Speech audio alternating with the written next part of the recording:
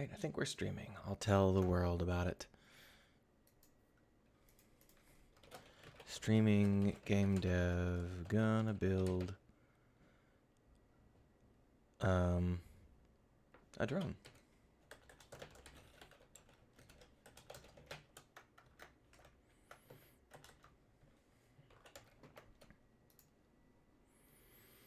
Someone sent me some messages while I wasn't paying attention.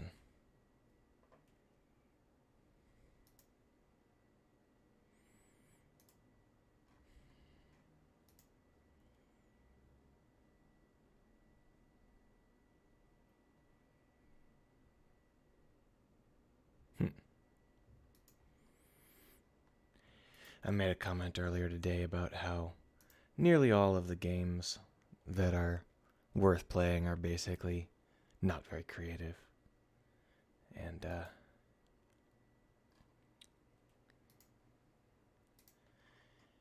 I thought that was fine.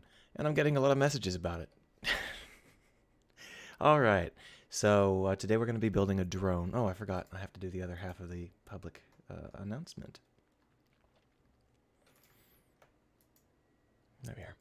All right. So today we're going to build a drone to go into our drone containment unit. I built a drone containment unit that I'm not terribly happy with. I'll probably rebuild it in a little bit. You have to think about exactly how I want it to look. But I figured why not build a drone first?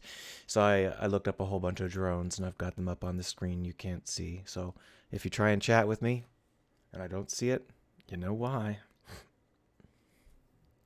So in essence, all of the drones we use these days are wired. There's really no unwired drones worth mentioning. Oh, yeah, my mic stand is falling apart. I'll have to buy a new one. So there's not really any underwater drones that aren't tethered. And we're going to build an untethered one because this is the future. So there are basically two categories of drone bodies in terms of how they look. There's open frame and closed frame. Closed frame is very popular. We're going to go ahead and go with closed frame. In addition, there are a couple of basic layouts for the engines. Very few drones have orthogonal engines. I mean, there are some, but they're usually not orthogonal.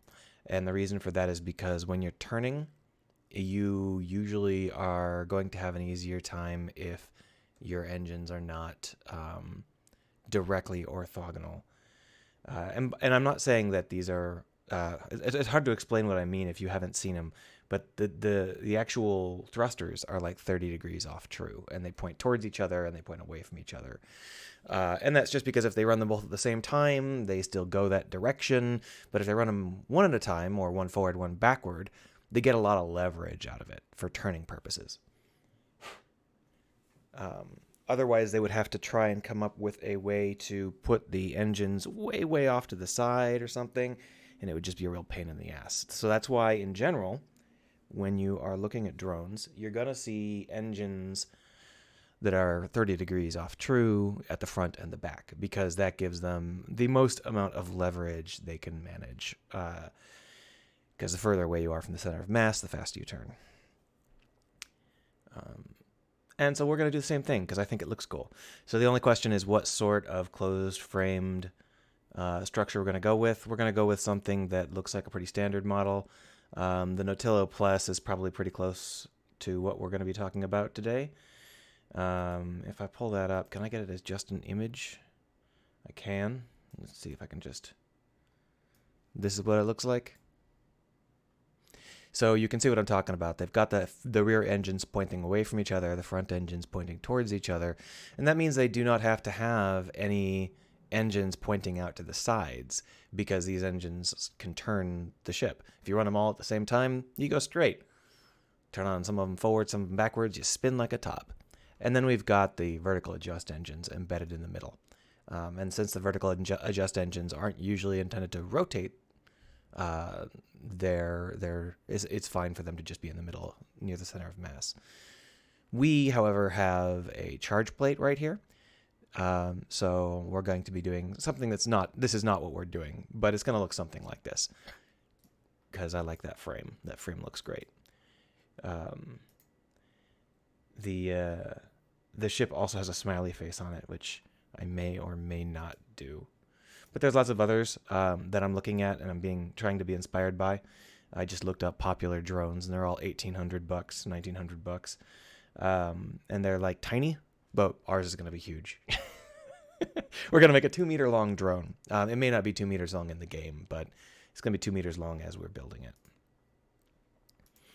And some of them have a really cool sweep feature. They look like manta rays or kind of chunky fish. But I think that's for the most part not suitable for what we need.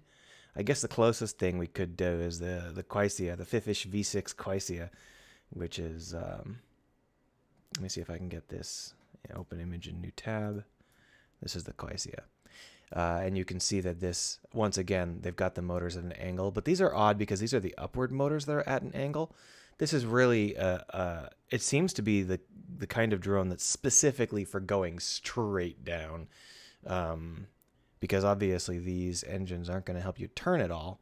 They're just going to help keep you stable as you go down. I'm a little bit confused as to how they work. I guess if you turn these ones on and these ones in reverse,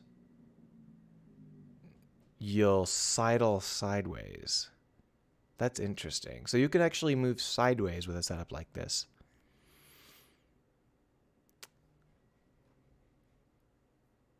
Yeah. That's what it's for. I'm looking at the details. That's cute. I kind of like that idea. Maybe we'll go ahead and steal that. It looks strange, but I kind of like it. So, okay, we're going to do kind of a more of a Quaisia sort of thing then, which is this guy here. So that should be fun. Let's go ahead and get to it. Hold on. Just making sure I'm not missing anything important. All right, so this was our rough shapekeeper. Obviously, it's no longer viable. We're going to be creating some new stuff. I think the first thing we're going to go ahead and create is a turbine. We're going to need like 6 turbines, turbines, and so it's good if we build it separately rather than continuing to build it over and over and over every 5 minutes. Obviously, it does not need to be this big. Make it like that big. If we extrude back, hello? Oh, what's going on here? Oh, I'm in object mode.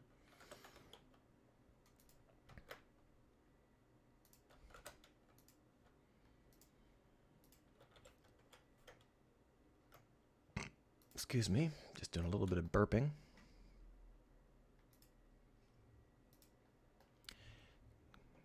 So basically the turbines in question are, let's go ahead and try this again. Sorry. I want to keep it using round measurements just because that way it's easier for me to edit later. So the turbines in question, well, they look like that. So that's what we're going to be duplicating. It shouldn't be too difficult. And that's basically what they look like on everybody. It's just a matter of whether or not they are free-floating or contained. And I haven't really decided whether ours are going to be free-floating or contained. But since I have to build them anyway, I might as well do so. So if we scale this down, and then we can go over here to median point, and then scale it up on the y-axis.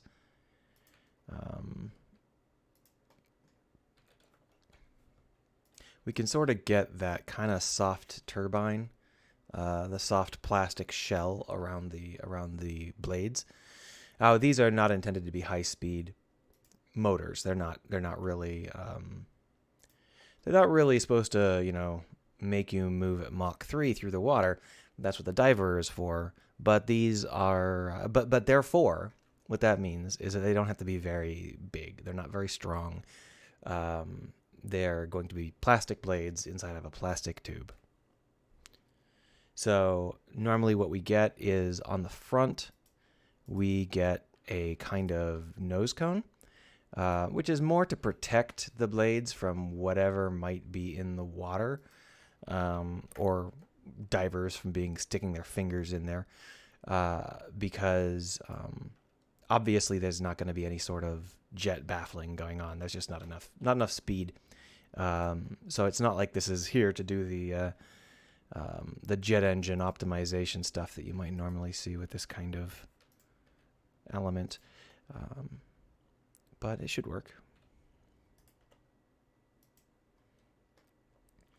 And then let's just take a quick little look. No, that one's the one that looks like a fish, which is cute, but not what I want. I don't think we have to worry about the Gladius Mini. That's one of the older, cheaper ones. Does it even have any turning? I don't think it does. It might be that the rotors themselves are on pins or something. This is the one I was looking at. Yeah, so on the back end, we also have a baffle of some kind. I'm a little bit confused. I don't think it's the same. Let's go ahead and look at it on YouTube. I don't think it's the same structure on both ends. I think that the one on the underside is a different shape, but I'm having a hard time getting a close-up because it's like 4 inches long.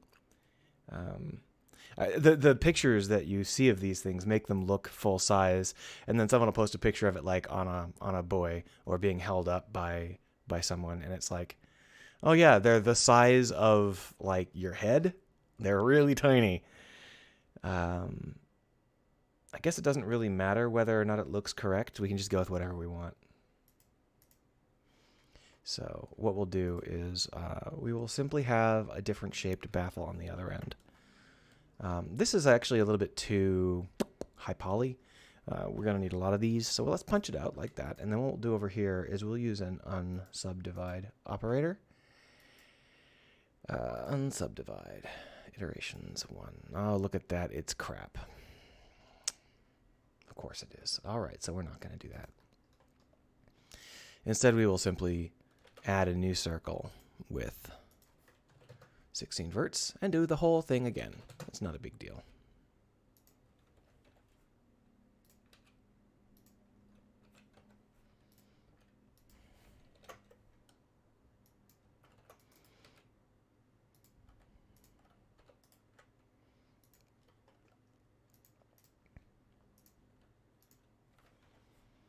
All right, that's a little bit better. And then we'll just bring this back and bring it down and then pave it off as well. There we are. And then we can just duplicate that, flip it, move it back first. And then we'll flip it, and then we'll flip it. And that will allow us to have the same basic shape twice, but we don't want this one to actually be the same basic shape. So we're going to just reshape it to be a little bit more interesting. And I think what we're going to do is we are actually going to pull out the orthogonal blades.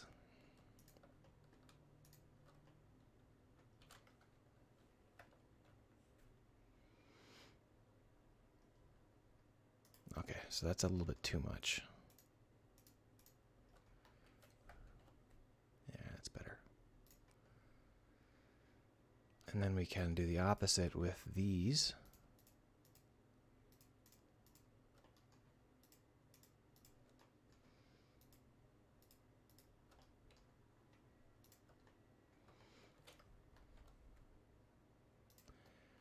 And then we've got kind of like a pine coney sort of thing going on here. If we select these, we can easily bevel.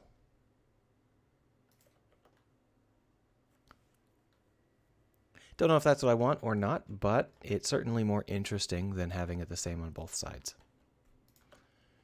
So if we were to mark this as smooth, we could come down here and then mark this as auto, and we can see how we get a kind of interesting plasticky look to it. We do, however, need to mark these faces here as sharp.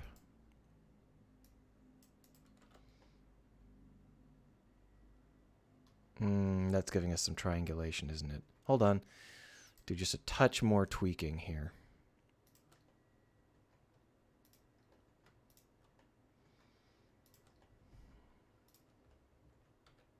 There we are. So after that, all we need is the blades in the middle. There's not really a best way to do blades as far as I know, so we're just going to kind of half-ass it. What we'll do is we'll grab this and then we will move it a little bit. I'm going to go ahead and hide this guy, just so we can see the insides. I'm going to hide the inside as well, so we can click on shit. And then this will be the core of our blade. And if we were to extrude that, and obviously flip it, we can shrink it down so that it takes up the core of the shaft like this. And then we just need to create blades out of it. There's a lot of ways to do that. We're going to use deselect. Okay, so we're going to have to click on it up here. Checker deselect. Wow, that's not at all what I wanted. We're going to try that again with a different face option. At some point, you're going to have to do what I want. There we are. Thank you. All right, so if we then extrude this out, you can see how that looks, and that's not really what we want. So what we want to do is switch over to individual origins. The Relin says, I do hope you plan on modeling actual blades. I do hope you don't plan on modeling actual blades. No. We're just going to fake it. So if we extrude out, you can see how I get this result here, and then we can just pull them in like this. And then what we can do is we can rotate all of these blades, but the problem is that we have to be careful what axis we're rotating them on, because these blades are not the sort of blade that works when you rotate them just on a global axis. You can see that some of these are nonsense. So the best thing to do if you're trying to do that is to actually just select the front edge of each of them like this.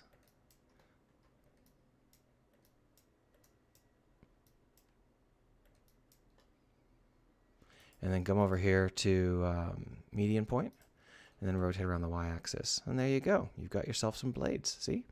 Of course, that does mean that we're going to get some real skew going on, because these blades have a sweep that isn't part of the core blade. So what we might do is we might also select this part and rotate it all together.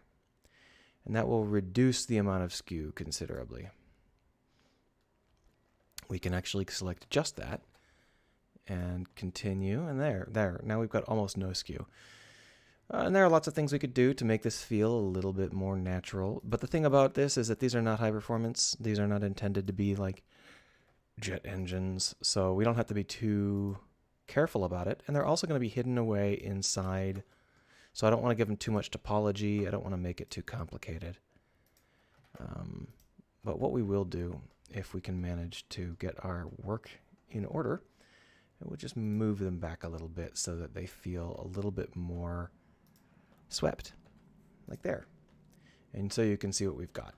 The last thing to do is to finish out the core rotor. There. So if we now mark these as smooth, we should be able to see that we have a relatively decent setup for faking the kind of setup we want. This is more or less how they look. If we pop on over back to one of these images, no, not that one.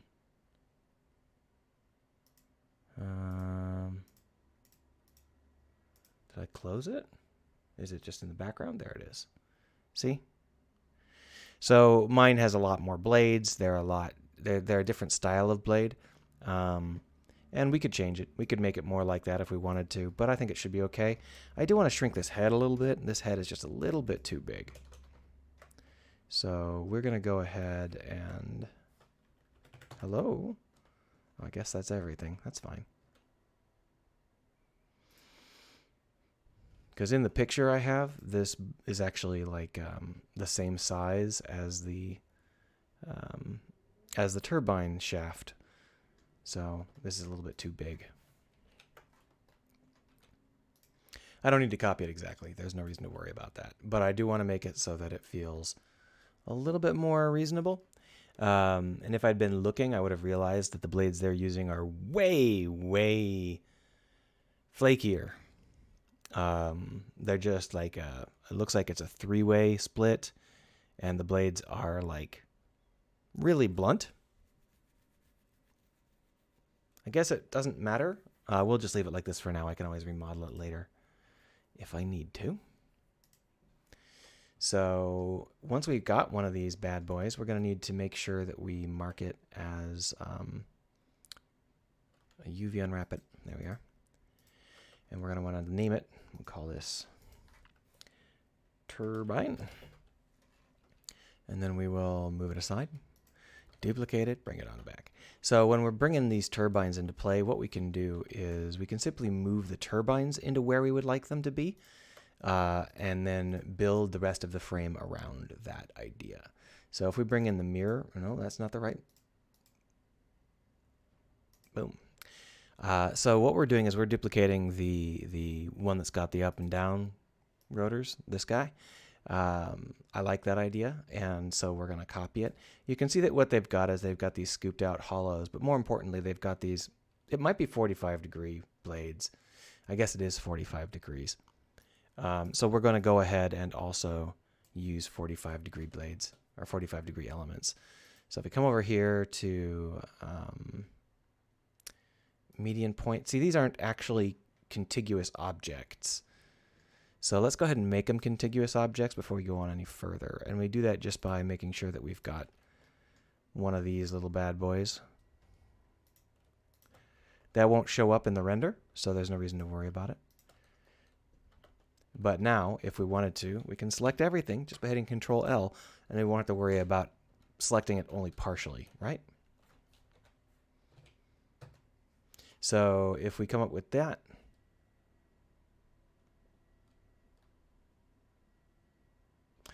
yeah, that's correct. I'm not sure I'm sold on it 100% yet, but it's correct. And then they've got it like here-ish. If we were to move it in a little bit like that, and then we can simply duplicate it and move it out.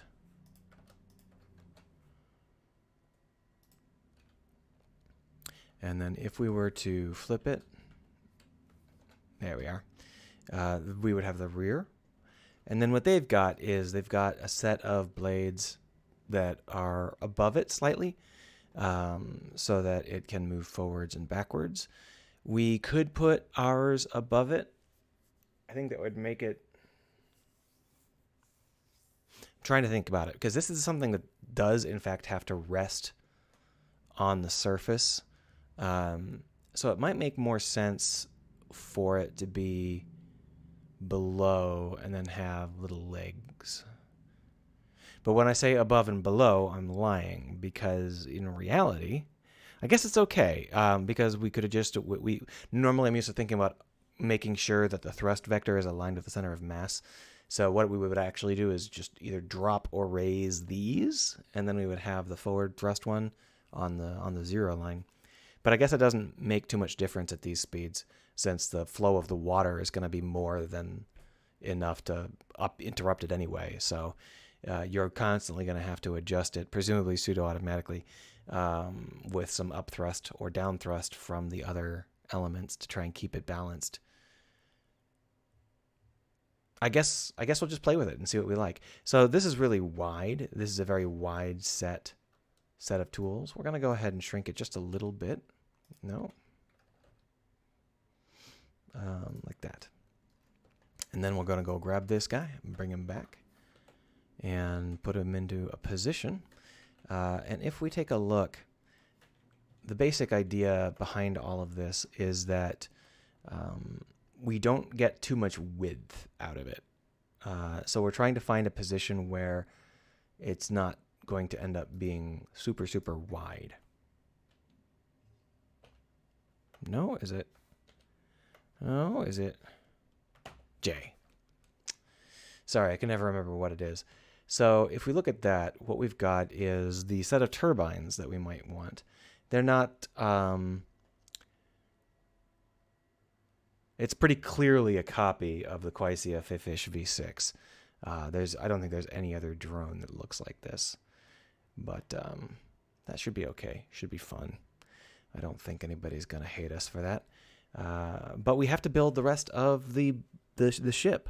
So let's go ahead and do that. Oh, I've got...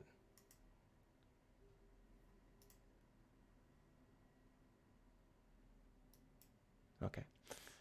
Got email about masks. Relin says, this drone looks so unoptimized, not... Oh, unoptimized period. Not that I know anything about underwater drones. So the reason that it looks like this is so that it can move sideways without turning. So if you turn this engine and this engine on forward, this engine and this engine on backwards, it will slide to the side. And if you just flip which ones are on and off, it will slide in the other direction. But you can also turn and roll and pan. So it's got 6 degrees of 6 degrees of freedom with its motion, and it can also turn in any of those sort of angles. So I guess that's what 6 degrees of freedom means. It's got orthogonal motion as well as 3 degrees of rotational motion. And that's why it looks like this. I think it's a rather clever design if you don't need to go fast. It's not very speedy. There's a lot of wasted energy. About 50% of your thrust is going to be wasted if you're moving side to side. But that's fine. We're not too concerned about that. So if we're going to build a chassis, just put that cube in there. Let's turn on clipping. There we are. The chassis of these bad boys is basically just like a blobfish. It's not really very interesting, but it does have a smoothness to it, and that's kind of what we're going to have to duplicate. So if we pull this back and pull this forward, so you can see that what we've got is, let's go ahead and punch this entire thing out as its own object. Let's just delete it and start again with a new object. Now what I'm thinking about doing here is the basic problem we've got is simply that we need to cut scoops out of this, and that's actually a challenge when you are me. So we're going to try and use some binary operators. See whether we can get some binary operators to work.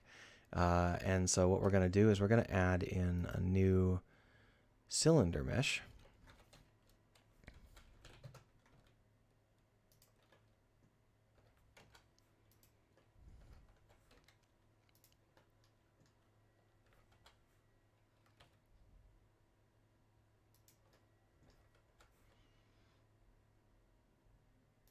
Here we are. And obviously that's not the right size, but it's in the right spot. And then what we need to do is set this up as a mirrored cube.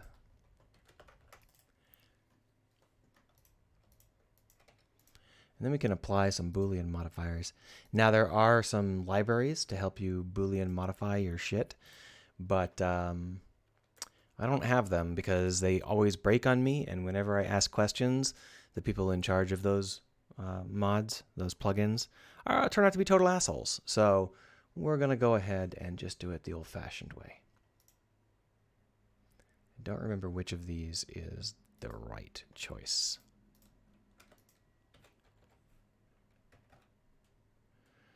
So if we were to hide this, you can see that we made that. That's the correct choice. But in our zeal to make this narrower, we ended up making it too narrow.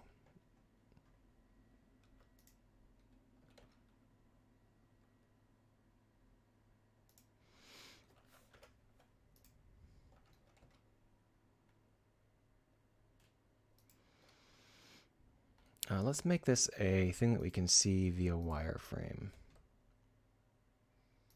If I can remember how to do that. I cannot remember how to do that. Here it is. All right, that way we can actually see what we're doing. So if we were to take a look, this mirror modifier is being applied before the cut rather than after the cut. And you can see that if we apply it after the cut, we get this really bizarre result that doesn't make any fucking sense. I don't know why. This is why I don't use... this is why I just don't use Booleans in Blender, because it makes no sense.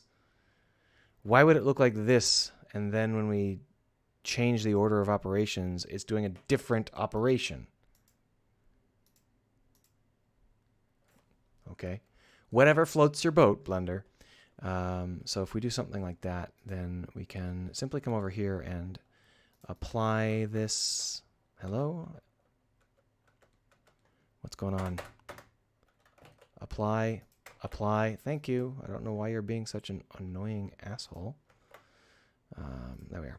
So what we're going to do now is just go ahead and duplicate this and move it back.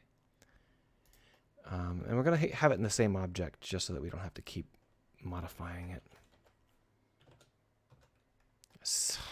I don't understand Blender.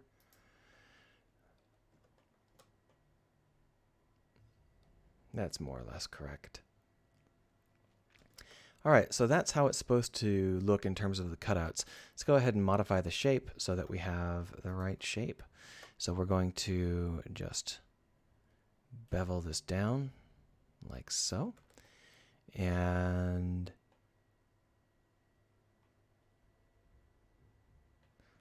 I think we're going to want to crease it in the middle here. So if we then grab these and move them in, oh.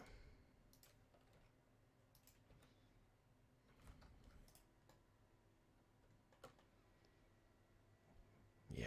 So when we do it like that, we get the basic shape that we want. And what we need to do now is to connect up the elements. People are continuing to talk. I never get any messages until right before I start to stream, at which point everyone starts to talk at me. All right, so in order to create the right effect, what we're going to want to do is have some kind of hugging going on, where these engines end up getting along with the main body by having a plastic scoop of some kind. And I think the easiest way to do that would be to have it come out of the engine bay. So what we're going to do is we're going to select one of these turbine edges, and then we're going to just pop on down. Nope. Yeah. Is that correct? Let's take a look. I can't see. There's too much stuff in the way. I don't think that's correct. I think that I've managed to screw it up a little bit here. Off by one error, probably. Well, you know what?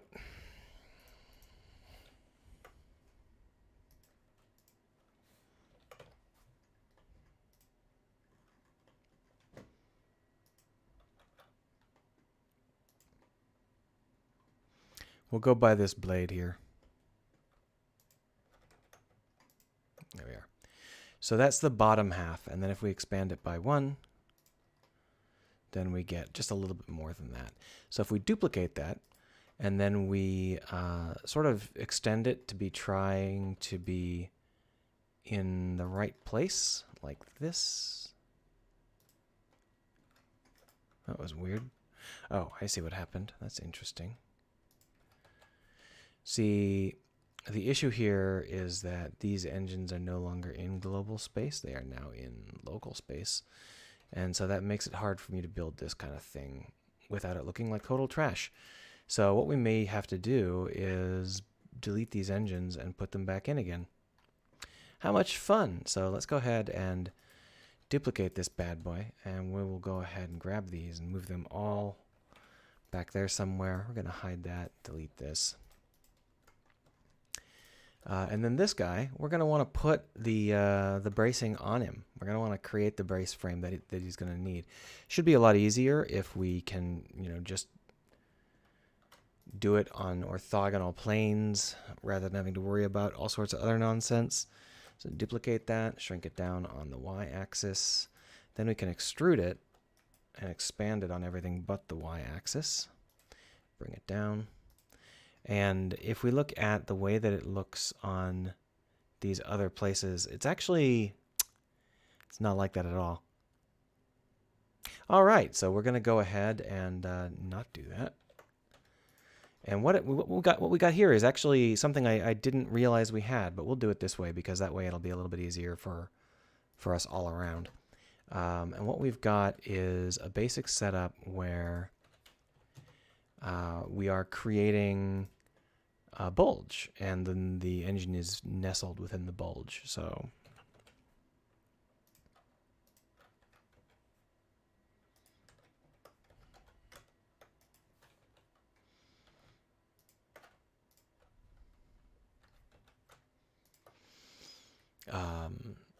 and what we've got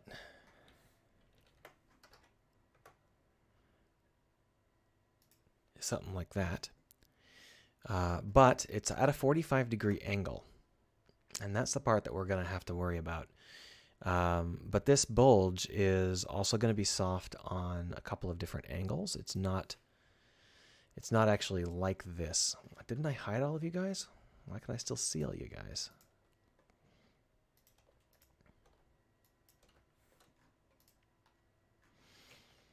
I am super tired. I guess that's probably obvious. Hiccup, hiccup, hiccup.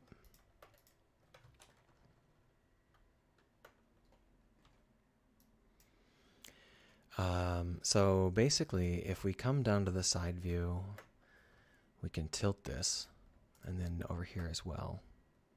To be honest, what we should do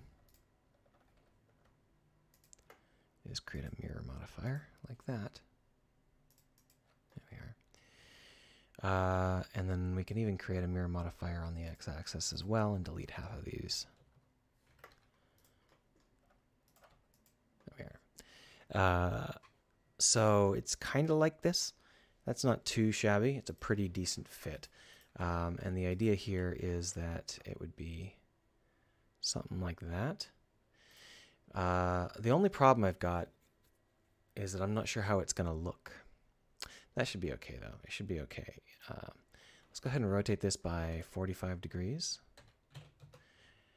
And then we'll create a new cube here. Hold on.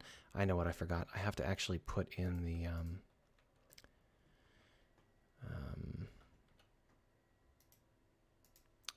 inner area. We have to make this a solid mesh.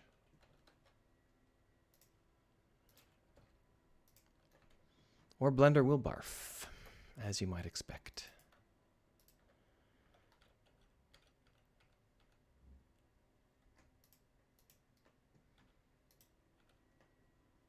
Okay.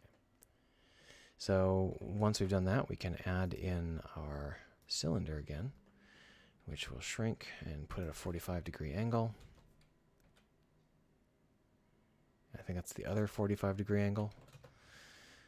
And then hopefully we should be able to mark this as wireframe and then mark this as a Boolean operator. What am I doing? Come on.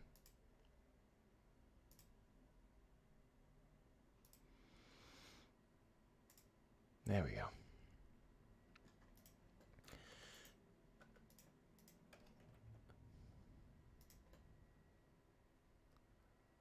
Yeah, so we need to do a little bit more work on this guy.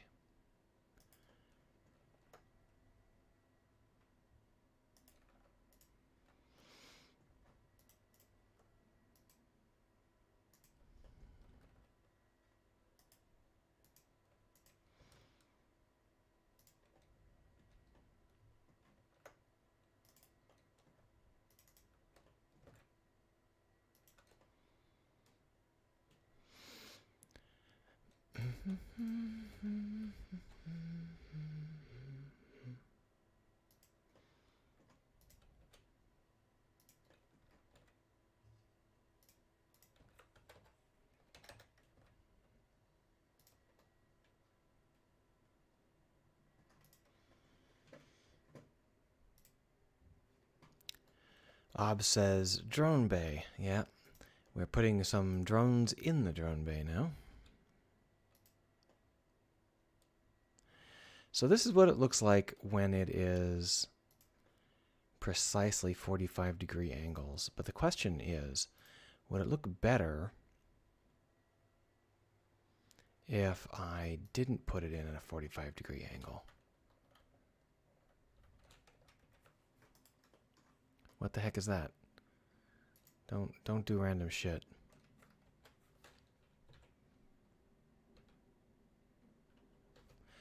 if I put it in at a 30-degree angle, despite the engine being at a 45-degree angle, you can see how that's a lot more approachable in terms of not needing a ton of extra cutting. I think that's probably better.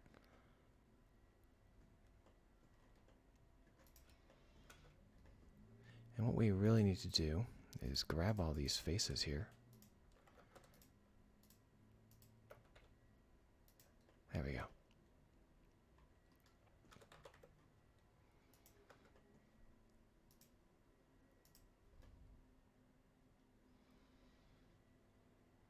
All right, so if we take this, it should be a decent starting map. And so if we apply the mirror and then apply the Boolean, then we can delete this bad boy. And you can see what we've got here is a surprisingly functional setup. It's got a couple of faces that are going to give us some serious grief later. We're going to go ahead and just delete half of them. We applied the mirror, and then we applied that thing, and now we're going to apply the mirror again. And that's just because the Boolean operators are not the most reliable things in the world. So we've got this kind of setup. It's not too shabby. And I really just want to tweak this area right up here. It just feels a little bit forced. So I think our best bet is to put in another cylinder with there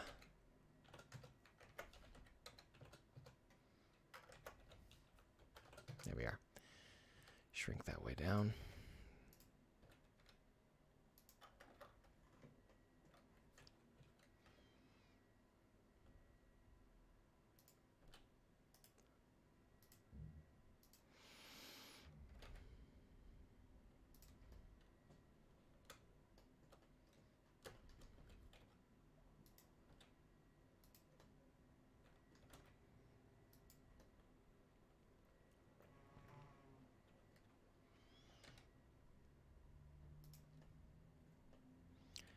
Basically, that's what I want.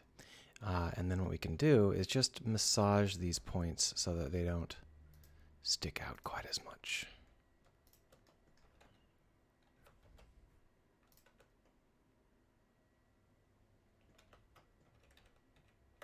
I think the easiest way to do that would be to massage this point.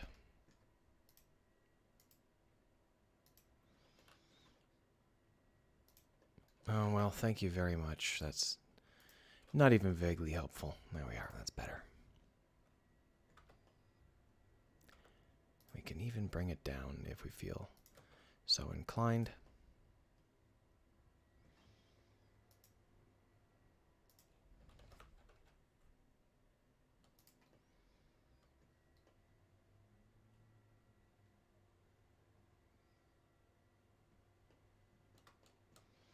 This side sure didn't end up like I had planned.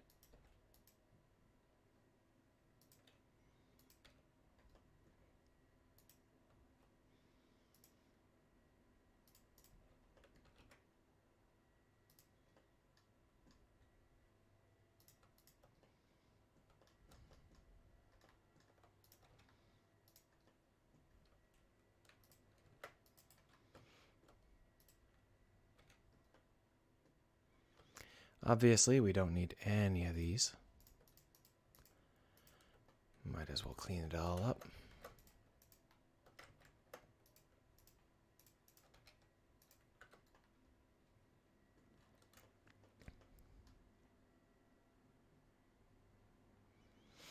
And then lastly, if we shrink the engine just a touch, there we are.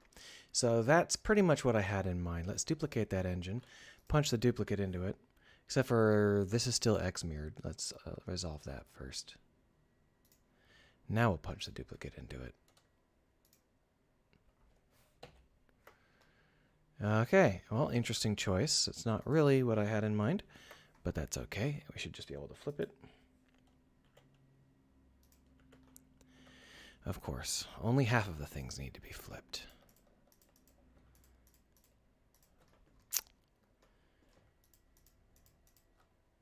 God damn it. Come on. You are the most obnoxious. Alright, that seems right. So if we use this to assemble our boat out of, so if we unhide what we had before, we've got these over here, and we're just going to get rid of them, because fuck that. And that might seem a little strange, but it's really not. We are just going to use the exact same techniques, but with the engines built straight into their support platforms this time. So if we were to bring this over like that, might be a little bit big, just shrink it down.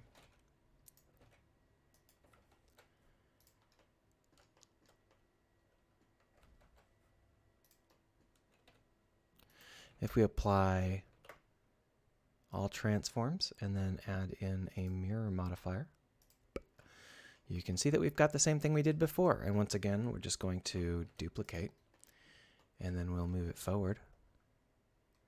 And this time, rather than rotating it on the axis I did the first time, we're just going to rotate it around the x-axis. There we are. So you can see that it's the same basic setup as before.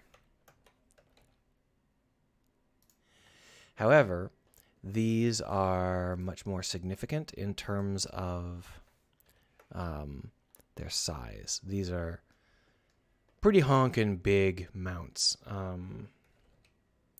Whereas the previous setup, we had much smaller mounts and much bigger, what do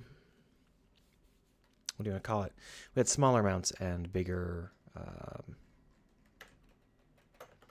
engines. So we're going to go ahead and decrease the size of the mount. We're going to do that by duplicating this mount, because who knows, we might need this again later. And then we're just going to edit this so that it's more or less the right size, which I believe we will do by simply shrinking down these edges. And what we can do is we can switch over into this mode with project from view turned on.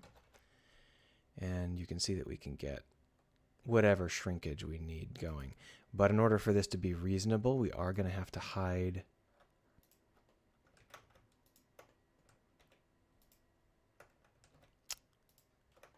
the heck. Oh, no wonder. It's not the right thing. No, interesting choice. It's not what I want. There we are. So if we hide these, oh, I see. I screwed that up.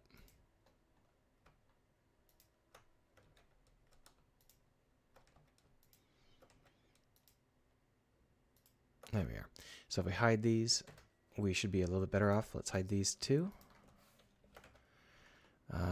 Yeah, more or less. And now we're also going to go ahead and hide these core elements.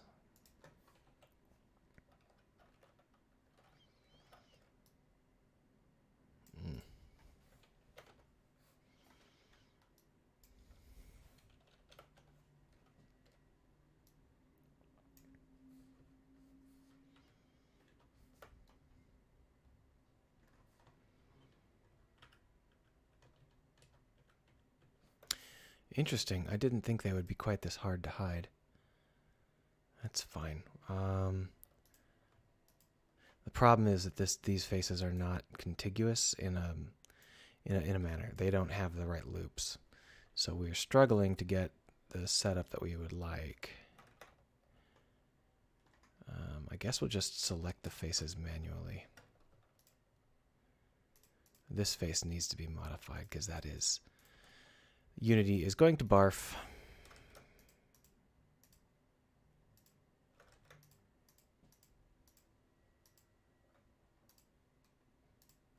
All right, so if we hide those, whatever, it's fine. Then what we can do is the exact same thing we did before. Hooray!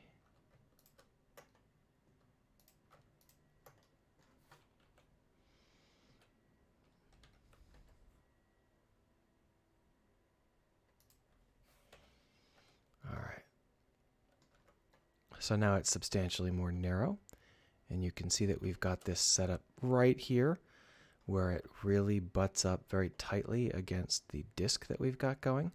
We're going to just alleviate that. It's just a little bit too close.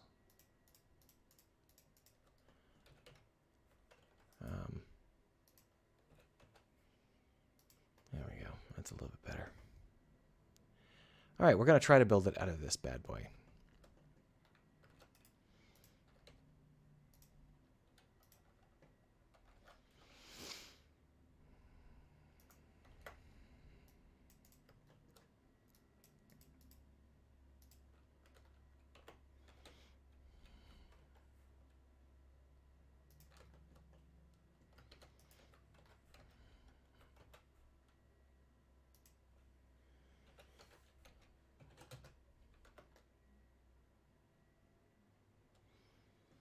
And now we need to put in the forward propeller, which we'll do just by grabbing a turbine, moving it into the right spot. You notice this turbine is a little bit bigger. It doesn't have to be, so we'll shrink it down.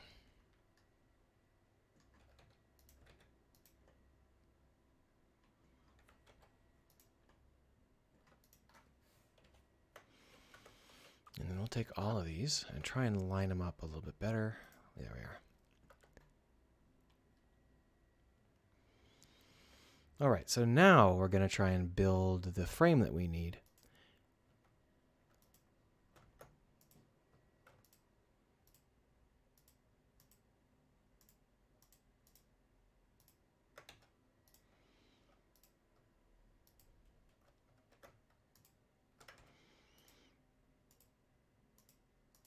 Oh, I'm super sleepy. So with this in mind, we should be able to select the top and the bottom elements and extrude them.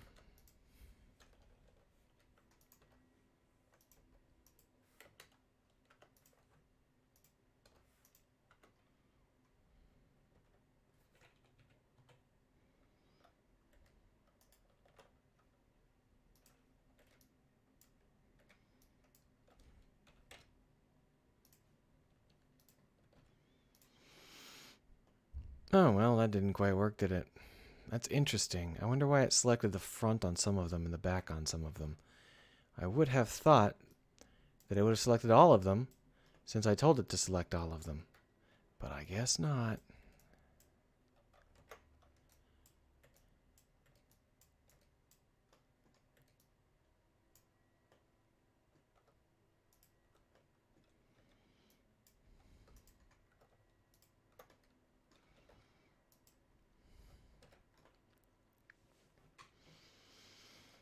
So with this in mind, we can start to adjust our setup to be a little bit more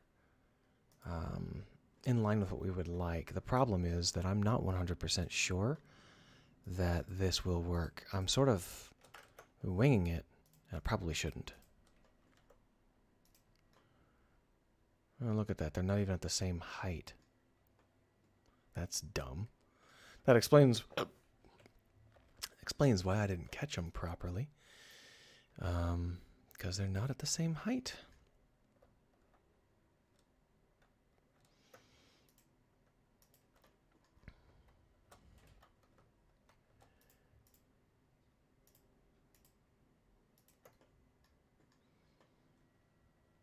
Oh, we got other bugs in it too. Look at that. Well, maybe this is not the way to do it. Maybe I spent a lot of time on something that's gonna suck. Yeah, I did. God damn it. I shouldn't really model things when I'm sleepy. I don't get anywhere. As you can see, having a rough time of it. All right.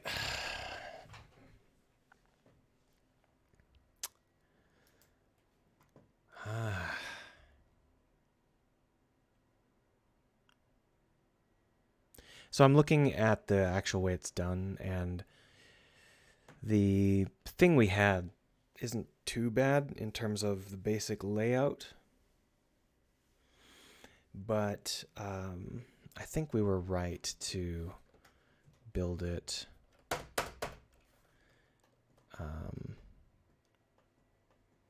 with the engines rather than the cutouts.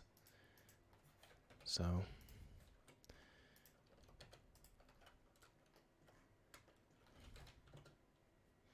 let's go ahead and just set it up one more time.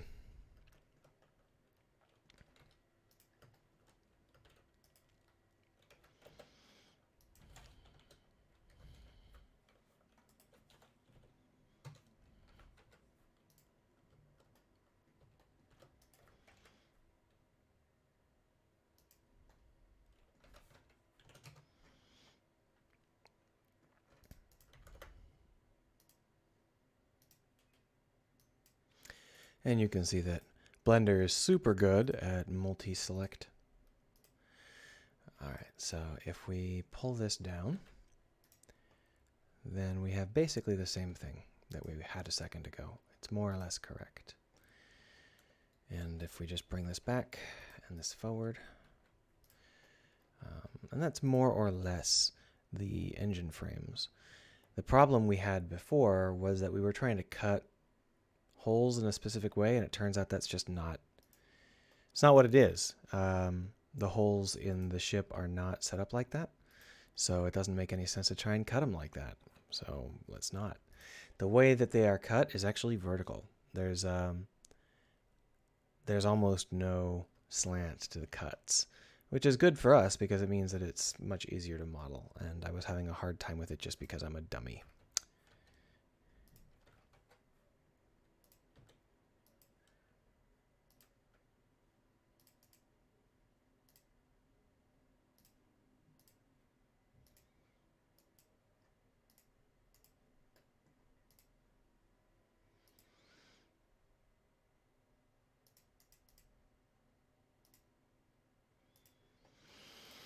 All right, so the basic idea is that this part comes in pretty close, like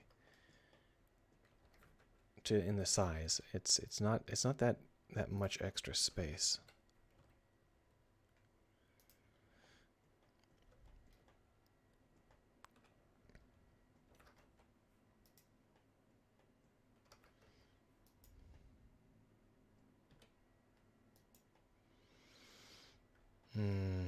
Yeah, it's more or less like that, but this edge here is the thing that's quite different. So we're going to go ahead and start to work with that a little bit.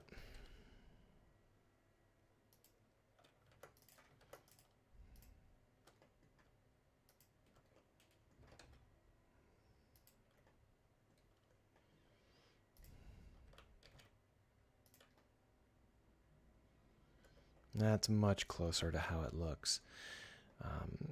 The front end is obviously not set up right, and there's a whole bunch of problems with this part here, which we'll fix now-ish.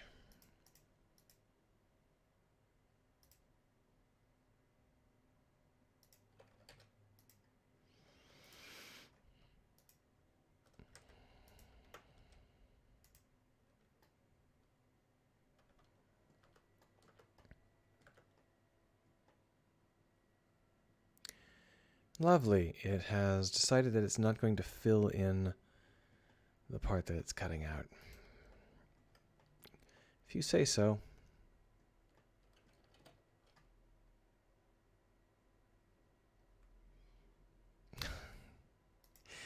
God, this Boolean shit just does not work in Blender. I was trying to use it to make it easy on myself. It just does not do its job.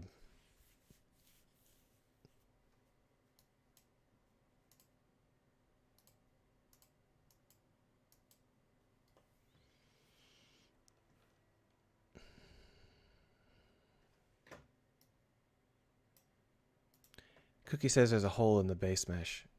Oh, so okay, so it thinks that okay, so what it thinks is that it thinks it's the mirror operator is being applied after the fact.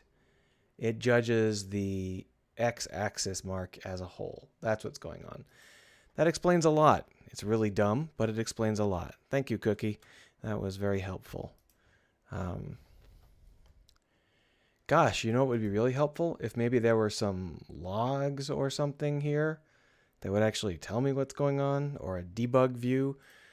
Oh well.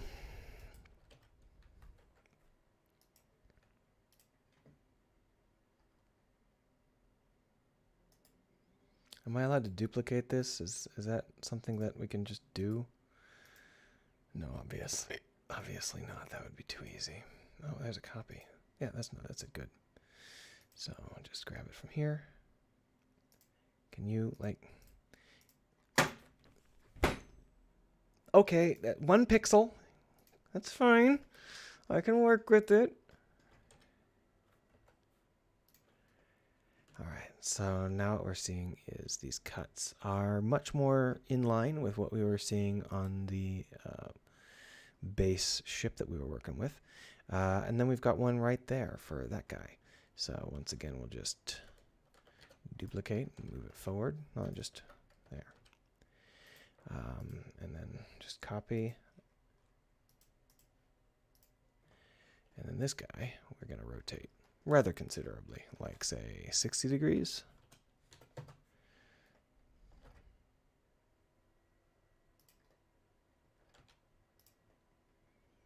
That's basically it. Yep. So this is the basic shape that we got.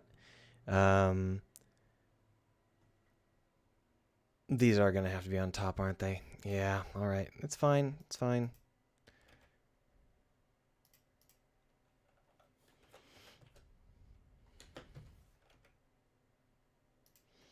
We've got a plate on the bottom for charging, a charge plate. And it won't work if this is there. I mean, we can almost do it, but it's just going to be a little bit too high off the ground given how far up this engine needs to be. So it's going to be okay. It's not a big deal.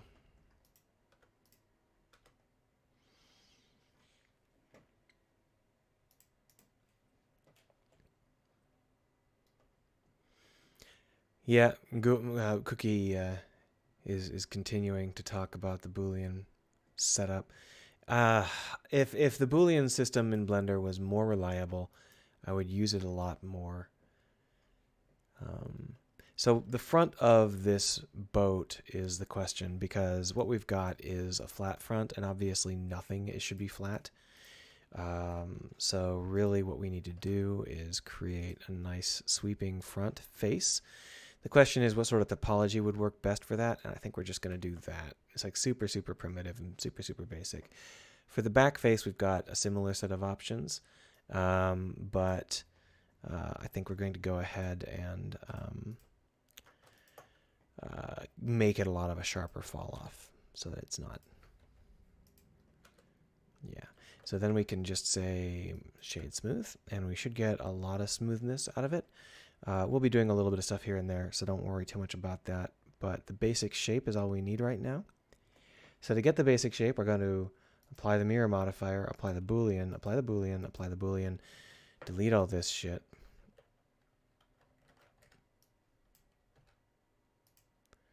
Apply the mirror modifier again.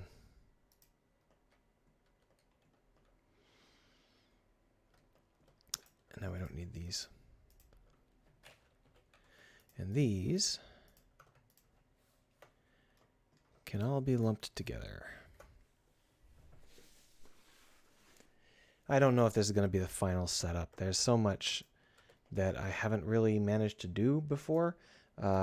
Using the Boolean operators is very, very new to me, and it looks like there's going to be some grievance, some confusion. But let's go ahead and put in a subdivision surface to see what we can get out of it. And you can see the subdivision surface completely malfunctions. Like, wow, that is friggin' incredible. So apparently the Boolean operators create surfaces that the subdivision surface setup just can't handle and just barfs. Probably a lot of that is this guy right here.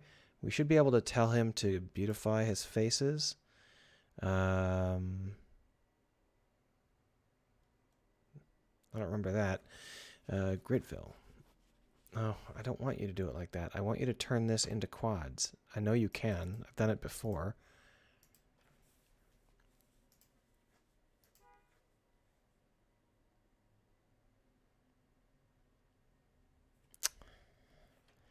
Look, if I delete this, you're going to tell me that you can't beautify it. I just know you are. I know you better than that. Let's see. No.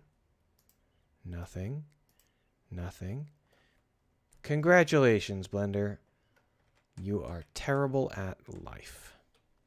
The only thing I can do is like triangulate it, and that would be too much. I don't want to triangulate it. Where is my window? There we are.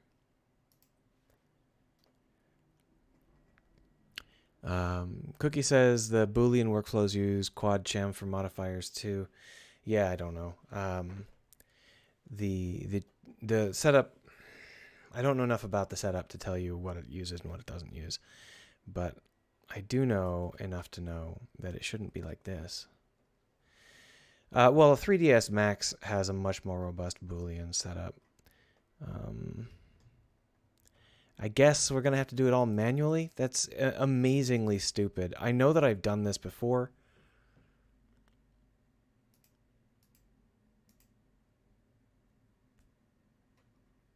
God, that's dumb. We're not going to do it like that, and there's a lot of reasons why. I guess... Okay.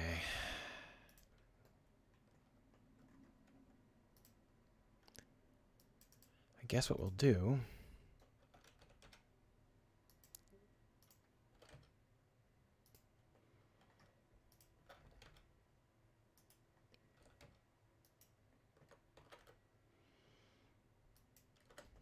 There. It's quote-unquote beautiful now. We do have an issue, and that's this guy right here. You can see how that's like a tiny little fragment of a millimeter. So I think that would be best if we were to just clear this edge loop entirely. Yeah, that's better. I think that's the only one that was like super, super bad. We still have some n-gons, but I don't think they're going to cause us any issues. I think that's more or less fine. If we wanted to do this, what we could do is we could put a cut in, and you can see how this cut is like super wibble. If we just do that, then what we can get is a cut that is able to be adjusted on the top and on the bottom and create some nice bulging that we would like, just for the sake of having some shape to it. So if we were just to pull this aside a little bit, we could then move the whole set up a little bit. Or maybe we'll wait just a touch on that. We'll just move... Oh, there is another one. There we go. We'll just select this, and then move it out to 2.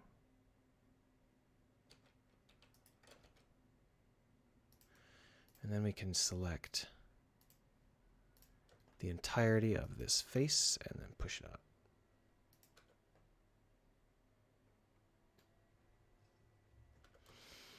Now, if we want to be cute, we can put in some decorative elements right here in the middle. So let's undo that, and then we'll just deselect the middle. And move that up.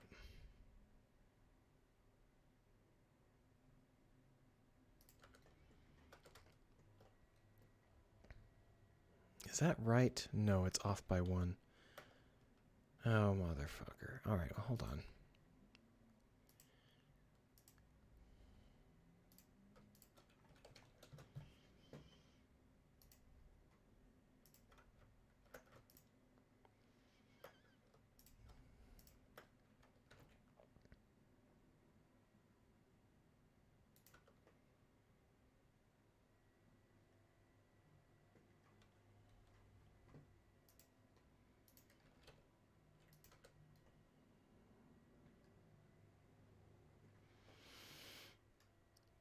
It's a little weird, but I kind of like it. The only problem I've got is that we really should cut here.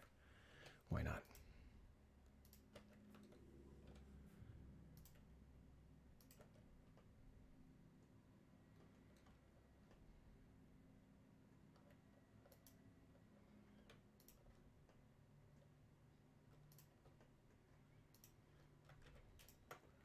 What do I want this to look like? I think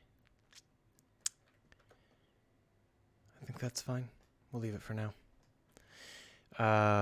So now we've got a bulge on the top. On the bottom, we're going to need to have a charging core.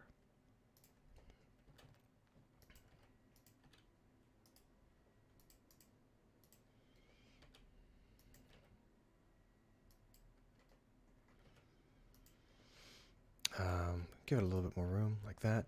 And obviously the charging element is going to be glow in the dark. We'll make it more complicated later, but for now I want to have it there so that when I adjust this, I know what I'm doing with it. So if we were to select this and pull it down, because our engine's on the bottom, we don't have a forward engine on the bottom, you can see we get a very different result. So what I'm thinking is that we might be able to just cut all the way to here, like this. There's just a couple of small issues.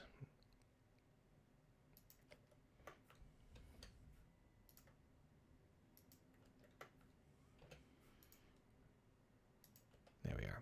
Then when I select that line, no, it selects way too much. All right, so when I select that line by manually telling it to go here, if we scale x0 and then move it, no, like that.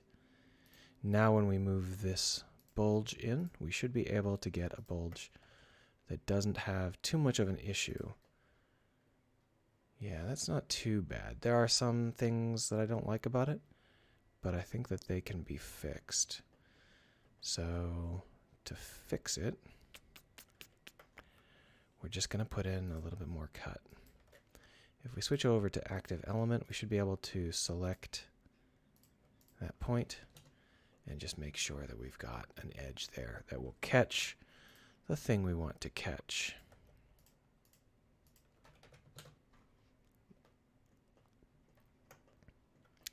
Going to end up causing a little bit of damage to that particular edge.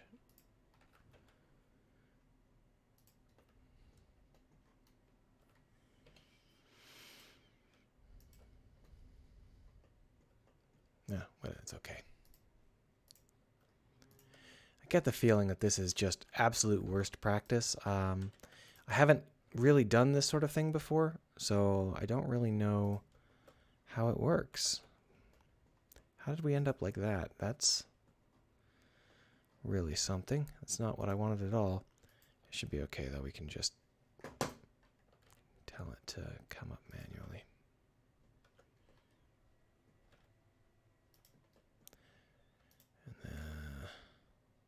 Yeah, it's more or less correct. So there's a couple more things we're going to need to do. This is the rear end. We're going to want to put in a little bit of a tail.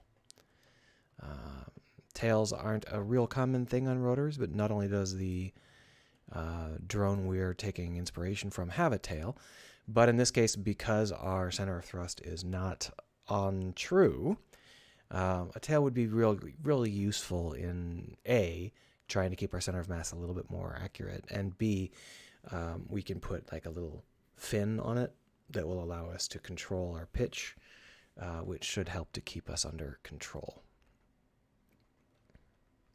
So if we use inset, we can bring this in like that, and then extrude it back. Interesting choice to only extrude it on that one angle. Oh, I see what happened. We'll use... no, I guess I don't see what happened.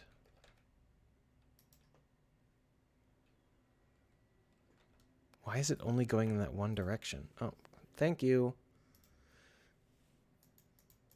I have it on active element, that's why. We want it on median point. There we are.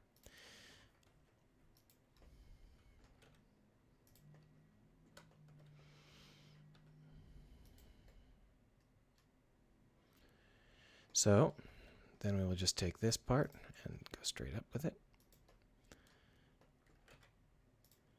And then this comes off to the side and then shrinks on the z-axis. And we'll pull it back a little bit. There we are. Very, very basic. Give it a little bit of oomph.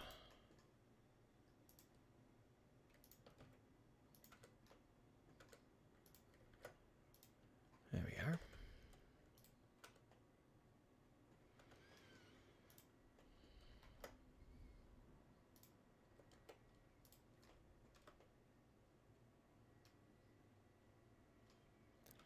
All right, so if we wanted to make this a little bit crisper, we could choose a couple of edges to crisp.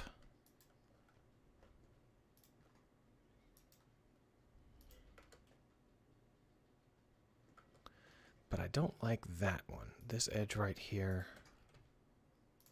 that's better. Yeah, so the other thing to do is to pull this forward, which I don't think I can do very well. That's fine. This is a little bit too far back, and we're going to go ahead and actually move everything else around instead. There we are, because I want this at 0 for reasons that it'll be easier for me to put it on mounts properly if it's at 0. Let's go ahead and start to set this up as something we can actually see. There's a lot of things wrong with it at the moment. Partially that it is mirrored improperly. We'll have to fix that, but give me a second.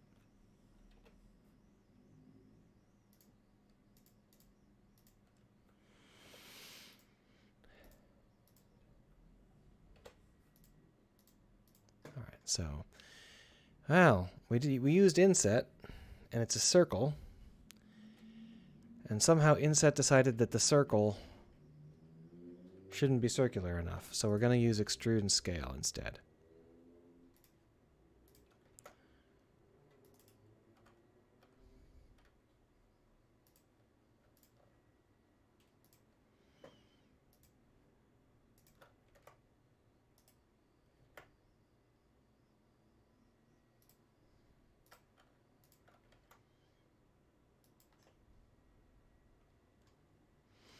We're going to add in a little bit of body here, but first let's delete half of it.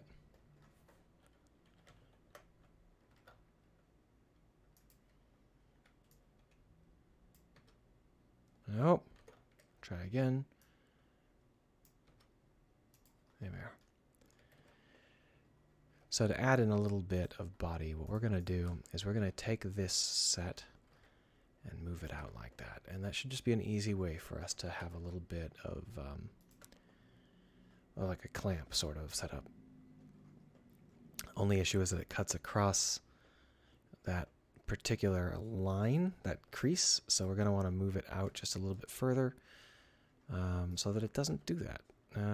Okay, so undo, manually move it. All right, so the other things we're going to need to do are all up front here.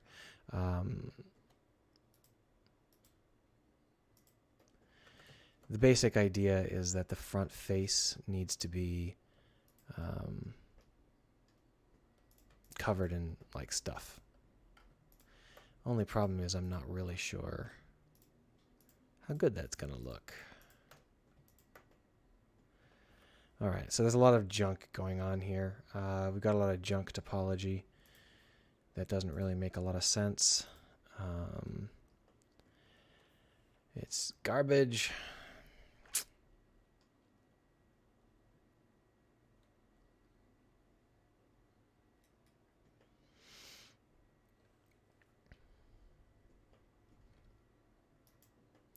So we'll delete it. And then we've got some stuff going on here that it's not quite equal. We've got 3 faces here, or 3 edges there. But down here we've got like 6. I don't know how that happened. It's obviously wrong.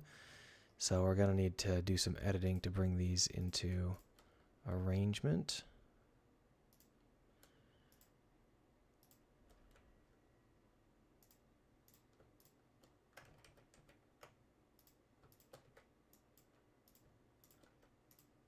That's better.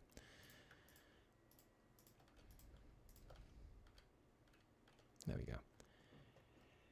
And then here, we're going to want to do some beveling, because this is... But if we bevel, you can see that it damages the front. See how that doesn't quite work? So what we need to do for beveling is actually go all the way around.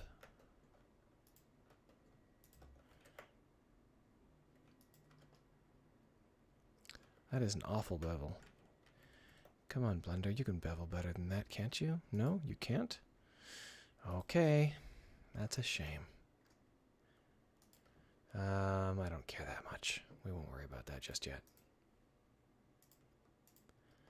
Instead, we'll fake it.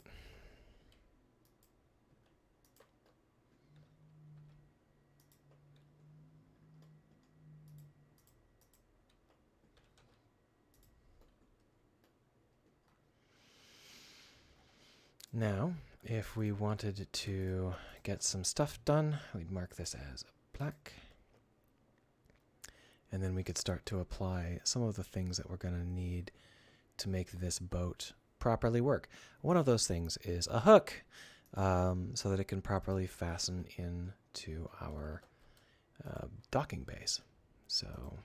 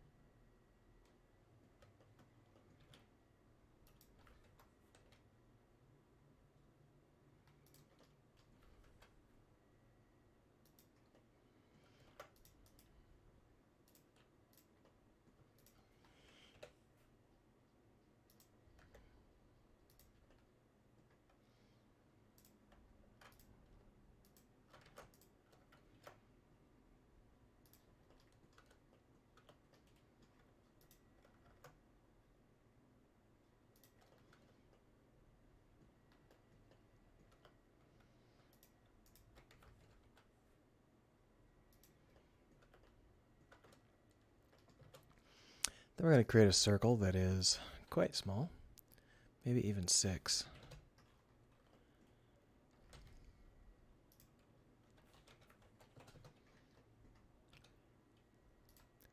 This will be one of our detail elements. I think most people apply these using operators at the very end. I don't think this is how you're supposed to do it.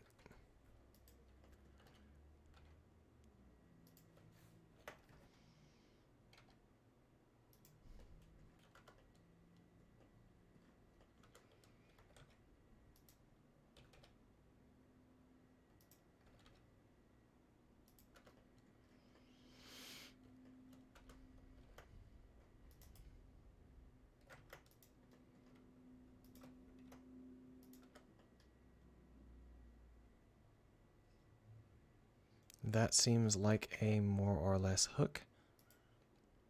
We'll just adjust some of this here. There we are. We're also going to need some cameras and some lights, all of which are basically just round things. They get stuck inside of this face. So to make that happen, we're going to create an inside of this face. We'll use inset. And then you can see that we've got a nice crisp edge here, but this edge is all wonky. That's fine. We're not going to be using that edge, so we don't have to worry about it.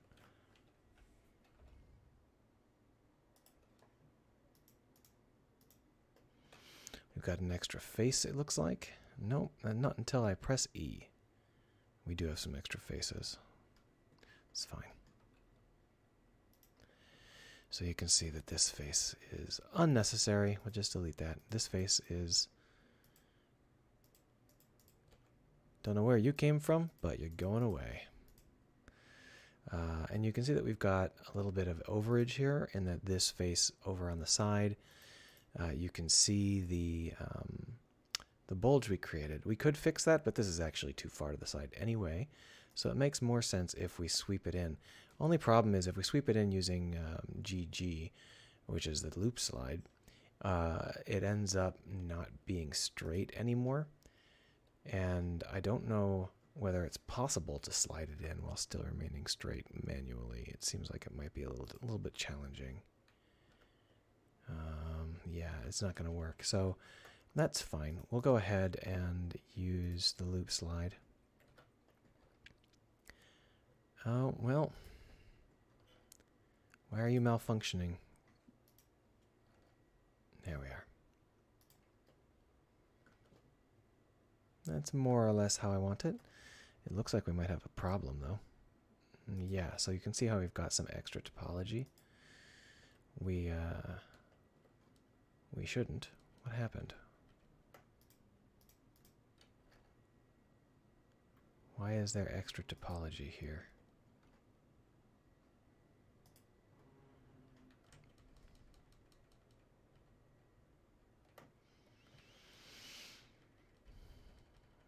All right, so here we are again. I think what we're going to try and do is make this balance properly. If we move over to active element and select this point, I don't know what you're doing.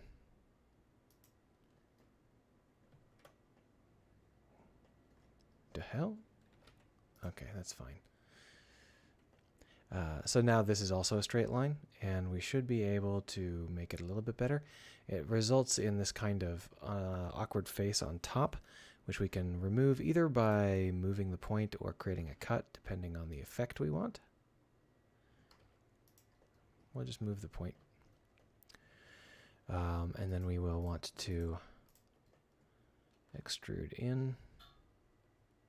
What's going on?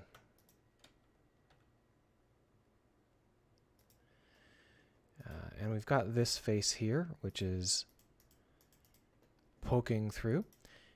We've got a lot of options as to how we want to deal with that. For now, we'll just do this. And then what we'll do is we'll create a little bit more of a clean shape by just loop sliding some of this stuff. There we are. And then what we'll do is we'll grab this outside edge, duplicate it, fill it in.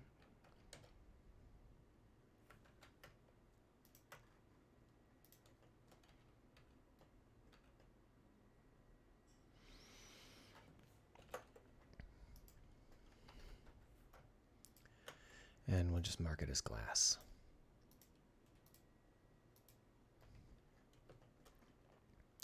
And inside that glass, we're going to put some random round shit.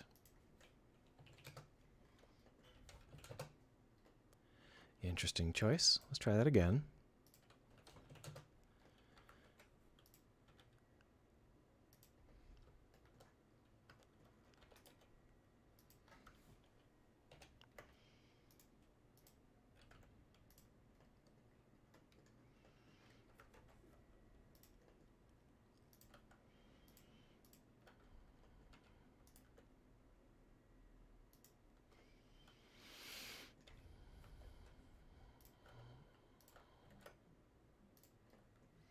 And basically, we're just going to have a little bit of glow.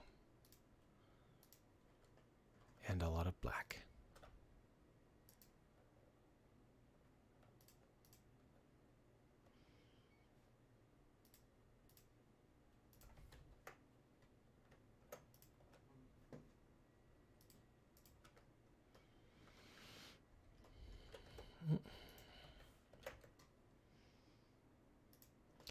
And we're going to give it a little bit of a bulge, because I think that will sell it a little bit better.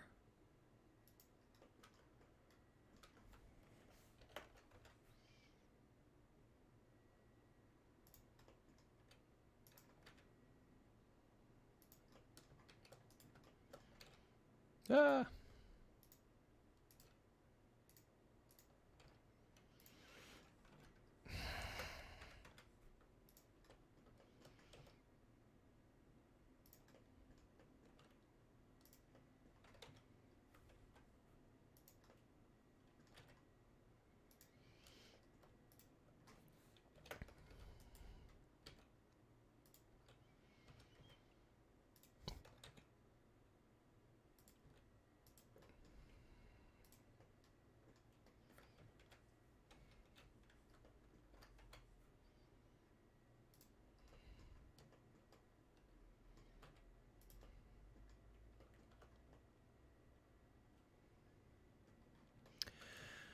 So now that we've got that working, let's give it a little bit. Well, it should be pitch black, so I shouldn't have to worry about that too much. I think that's going to be okay. Shall we see how it feels? Let's go ahead and just go and unwrap it. And then we'll just see what it sort of feels like in Unity. So this is our test bay. It's still pretty primitive, but we're going to go ahead and add in a test drone. We didn't name it.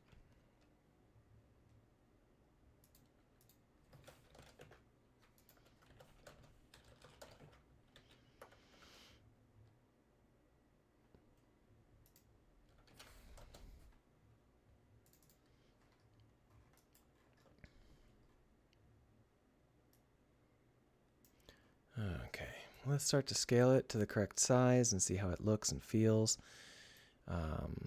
Obviously the scaling is off. What's going on here? I think the drone bay itself might be scaled funny. No? Clearly it's not scaled correctly. There's something screwy going on with the scaling here. I mean, all of room 3 is scaled for reasons that are unknown to me. But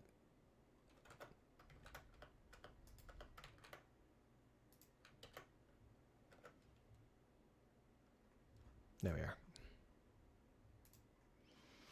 It was scaled in Blender. So obviously our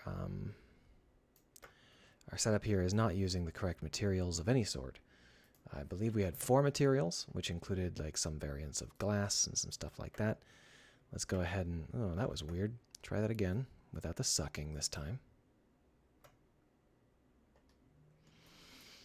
We'll just go ahead and reset this box glider. There we go. And start to drag in some materials that might suit us a little bit better. So if we were to drop in some hologram, there we go. We can use some glass for the front. I just don't remember if we have glass set up. We should, right? Heavy glass. Come on, seriously? There we are. We are going to use some machinery. I don't think we want rusty metal. We could use world metal flat. We could also use plastic if we had some, but this world metal flat is actually very close to plastic. And then we want some pitch black. Then we want some pitch black. Then we want some pitch black. There we go. That's not very pitch black. That is, in fact, kind of not very pitch black at all. So we're going to have to create a pitch black. I don't think we've got one in mind yet. That's not a big deal. Just create one.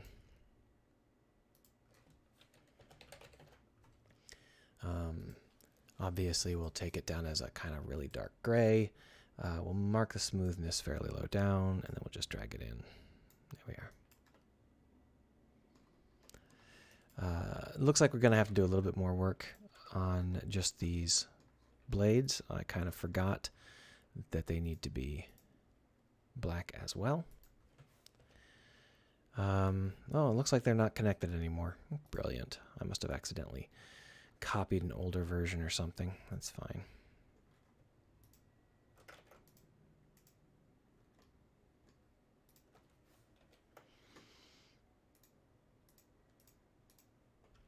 That's better. And to be honest, we should probably mark the insides as black as well. But let's have some fun with it and mark this edge.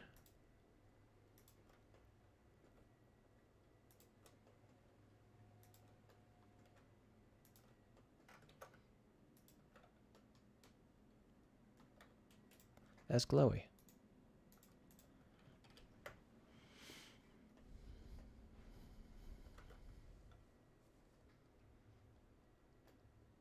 Well, it looks like Blender stored them in a different order this time around. That's fine. I mean, in theory, we should be using the load system instead, but whatever. It's all good. It's all good. So if we take a look at this object, we need to have that holographic, opaque hologram. There we are. And basically, we're just going to want to see if this looks okay. So what we're going to do is we're going to tuck it into the drone bay here. Thank you so much. Are you done? Can I let go now? You're not going to randomly spin it another 45 degrees? And then we'll just move it in, tuck it down. And this is kind of what it's supposed to look like. It looks like the rotations are all screwed up. I know you're shocked to hear that, given my amazing luck with... Fucking let me type a 0. What's wrong with this? What is it doing? It was not behaving. Yeah. So we're not actually inside the object anymore. I dragged it out. There we are. So if we rotate this 90 degrees, we back away, that's 75, 90. Now it's exactly aligned, and we should be able to just... Obviously, we will need to reshape the drone bay and the drone just to make sure everything fits together. But now that it's in drone bay space, we should be able to make it scale 1, and it should work.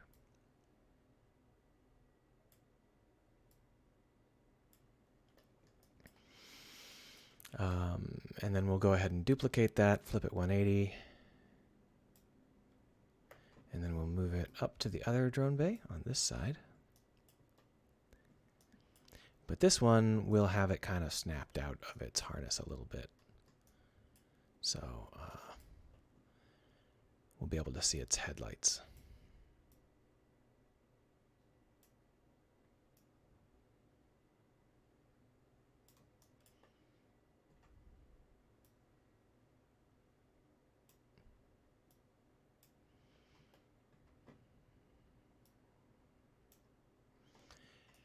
And then one more to just put up on top of the rock.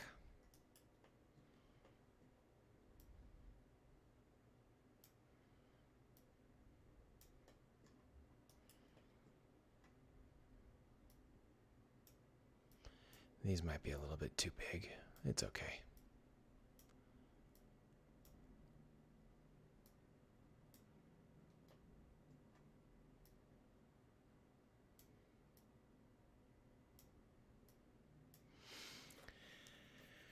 And I should have used hologram warning for all of these. That's fine. We'll just go back into it now.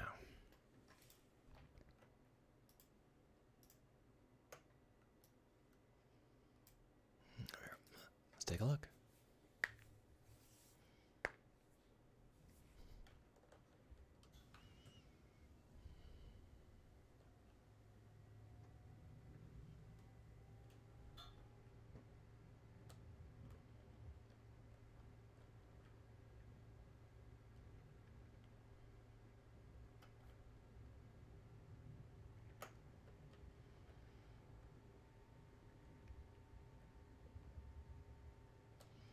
You can see the drone right away. We'll probably break it. We'll create like a broken drone model or something.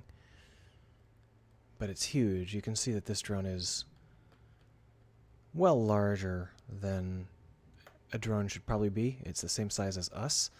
It's not necessarily wrong, but I think it's probably too big. We probably want to shrink it down.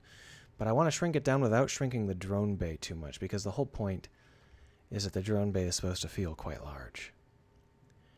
Yeah, so in terms of the shapes we've got going, I'm more or less happy with it. The drone bay needs some work. It's very primitive, but the drones, I don't know if they're probably not a final drone, despite my work on it. But for now, they're serviceable, and the view I'm getting is the view I had hoped to get. It might not be as polished as it needs to be, but that's kind of how I was kind of thinking it would happen in terms of you rolling through and seeing it. So we're going to call it a day. We finished a drone, and I'm going to take a long nap. I've got to figure out a better way to do that shit, because it takes me forever to model it when I try and do that. The organic shapes are super, super hard for me in Blender, and I just don't know how to really make it work. And even, I'm saying organic shapes, but they're not actually organic. They're just curved. Curved, hard surfaces are really hard for me. I wonder if there's a secret to it. Well, if you know the secret, let me know. Otherwise, I will see you on Wednesday. Ciao.